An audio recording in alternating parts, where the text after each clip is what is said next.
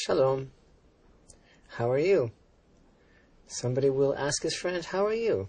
How are you doing? What's new?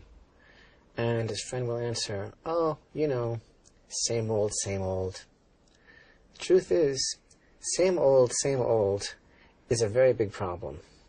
It's like the biggest challenge that we have. And the Torah, our Holy Torah, is very much against this idea of same old, like, you know, same old, because the truth is that if we're living connected to Hashem, if every day is new, if everything is different, then it could never be the same. So here we are in Parshat Vayakhel. We're going through the Torah again. We go through the Torah every year. So we could also say, you know, same old. This is like the greatest challenge that we have as sensitive human beings, is to live every moment new for Hashem. So now we are in the penultimate Torah portion of the book of Exodus, Parshat Vayakhel.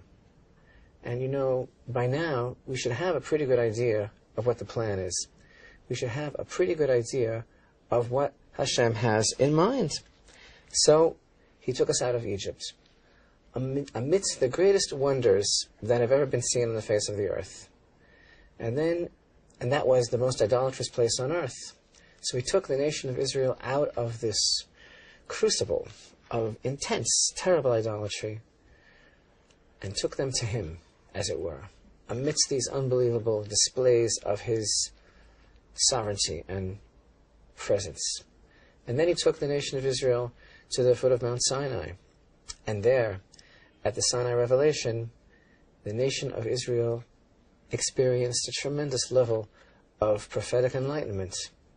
So, I might think that it would never be same old again. That we could never possibly go back to the way we were in Egypt. We've been through all that. We've come from that terrible idolatrous background, and we've come to the foot of Mount Sinai. We've received the Torah. And so now, happily ever after is the way that we'll live, the way that we'll describe ourselves, because we could never possibly suffer from the syndrome of same old again. But, surprise, 40 days after the giving of the Torah at Mount Sinai, the suspension of nature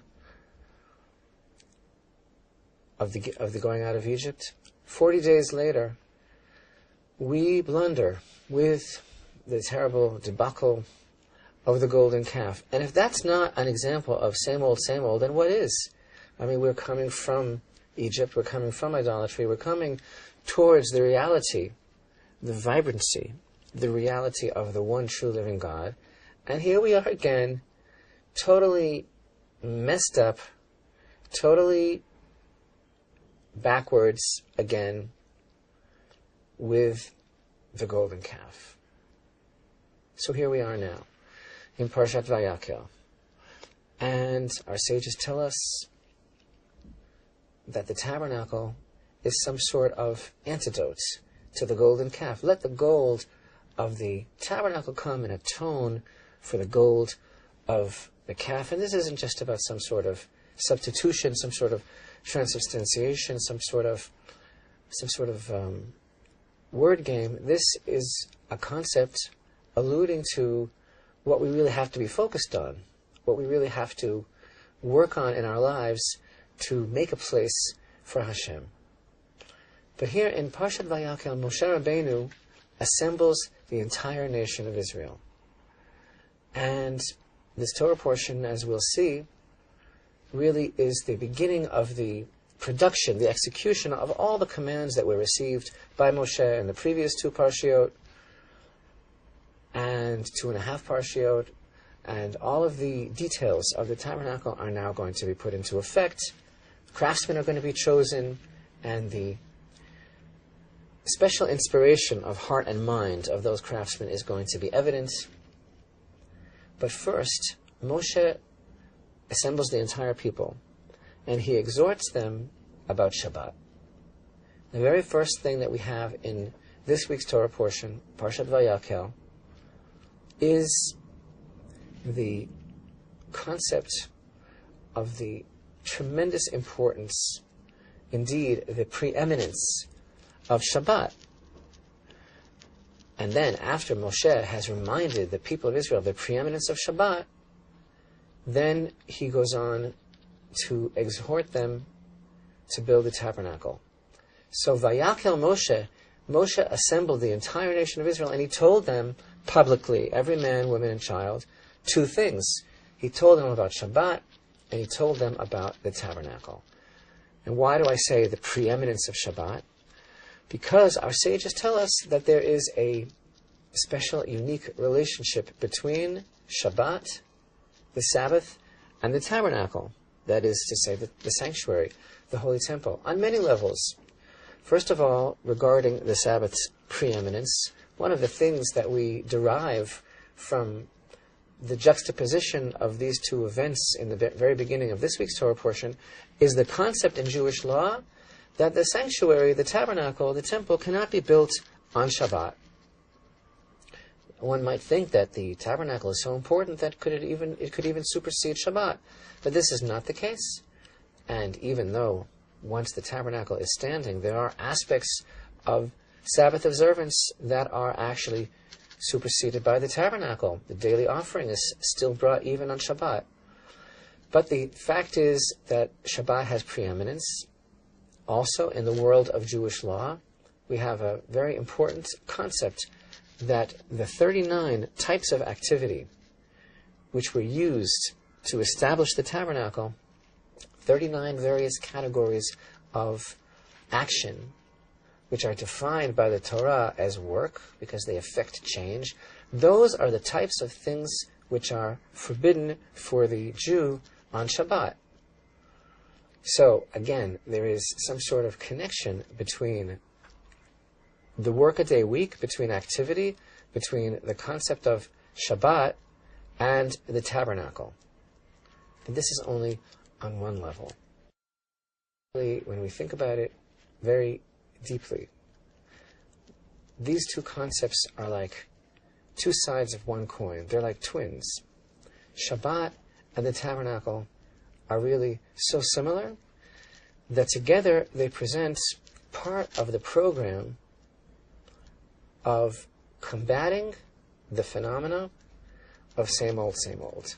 Because what is Shabbat really all about in time?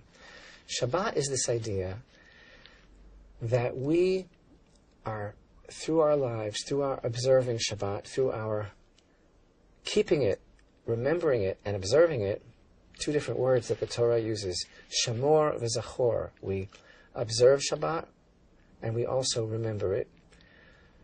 We are actually giving testimony to Hashem's constant renewal of creation. We don't keep Shabbat only because Hashem once upon a time created the world, but the essence of our Shabbat observance is that Hashem is continuing his relationship with all of creation right now.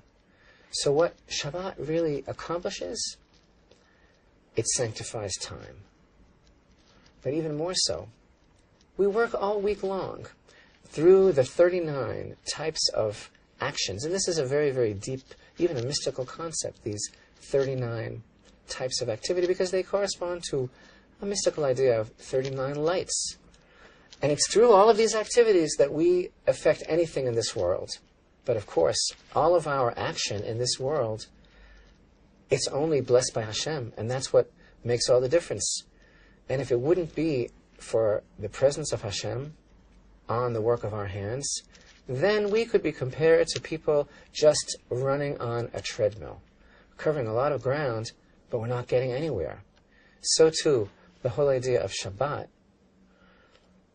is that Hashem, as it were, created something on the seventh day as well. He created the concept of rest, meaning for us, he created the idea of our realizing that nothing possibly can be accomplished in this world through all of our scurrying around and being busy with all of those activities during the week, if it's not for the soul of creation, if it's not for the presence of Hashem, if it's not for everything that Shabbat represents, then the work would be totally meaningless. So Shabbat not only sanctifies the concept of time, but it also sanctifies everything that we do the rest of the week by giving it meaning. And the same is true for the concept of the tabernacle, the concept of the Holy Temple.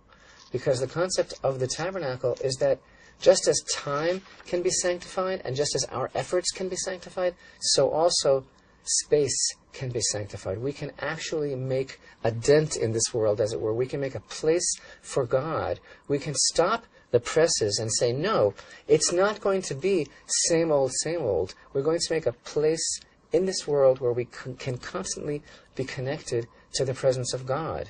And actually, of course, Moshe assembled the entire people, and with his bold plan of trying to totally divest from them the false notion of same old, he told them about two things. He told them about Shabbat, and he told them about the tabernacle. Because what Shabbat is to time, the tabernacle is to space. It is to this world. They're like two transparencies. If I want to explain something to a class, and I put one transparency on top of another to try to explain something, the second one will add another facet, another dimension. But if I take these two transparencies and put them on top of each other, they'll be perfectly aligned. They mirror each other. Because Shabbat accomplishes in time what the tabernacle accomplishes in space, which is the cure-all. If we would just be sensitive to it and live our lives according to these ideas, it presents the cure-all to the problem of, what's new with you? How you doing? Same old, never again, because the idea is that we can take everything that we're doing, all of our efforts, all of our workaday efforts, and raise them up through not doing anything on Shabbat, because we get off the treadmill and we realize everything is only about what Hashem is really accomplishing through us. And so too, same old of everything that we're going through, this whole tired place, it's totally elevated when we allow Hashem to be in the world. So, here we are in the penultimate Torah portion of the book of Exodus, and by now we should be freed from the problem of same old. We should see what the program really is, because Hashem took the people of Israel out for one expressed sole purpose, and that is to be for them a God. So he's basically saying to us now, Moshe, with his tremendous wisdom and compassion, gathering the whole people together, telling them, why don't you do yourselves a favor and get and stay out of the rut? Just remember two things, Shabbat and the tabernacle, because that's the challenge of never having the same old, but elevating every moment, every activity, and every concept of our being in this world to an elevated connection to God.